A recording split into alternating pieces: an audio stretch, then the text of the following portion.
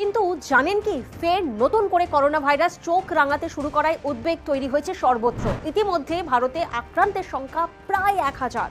প্রশ্ন হচ্ছে, আবার কি ফিরছে মাস্ক? ফের চোখ রাঙাচ্ছে করোনা ভাইরাস? হাসপাতালগুলিতে ভিড় বাড়ছে আক্রান্তের?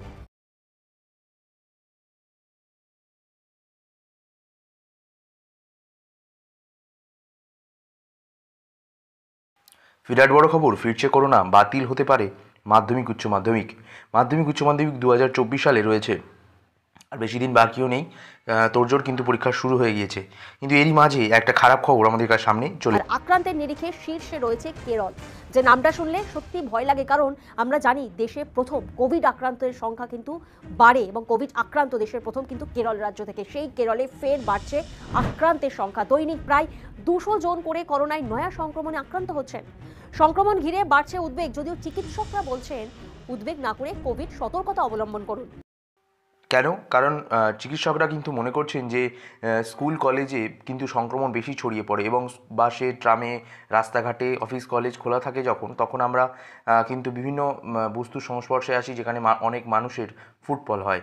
তো সেই জন্য সকলকে সাবধানে থাকতে হবে, এবং মাস্ক আবার বাধ্যতামূলক করে দেওয়া হবে কিছুদিনের মধ্যে।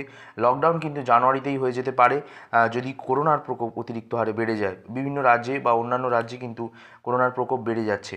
যদিও ডাক্তারদের মতে করোনা আক্রান্তের ঘটনা চলতেই থাকবে, একটিও করোনা আক্রান্তের ঘটনা থাকবে না এমনটা হতে পারে না।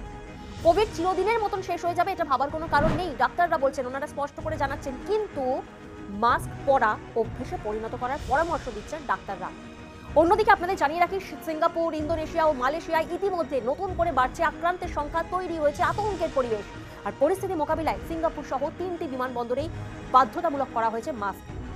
সিঙ্গাপুরের স্বাস্থ্য মন্ত্রক সূত্রে খবর, করোনার নয়া ভ্যারিয়েন্ট BA.2.86 প্রজাতির সংক্রমণে নতুন করে করোনার প্রকোপ বৃদ্ধি পেয়েছে। নয়া এই ভ্যারিয়েন্টের দাপটে গত কয়েক সপ্তাহে লাফিয়ে বাড়ছে আক্রান্তের সংখ্যা, এবং হাসপাতালগুলিতে বেড নেই।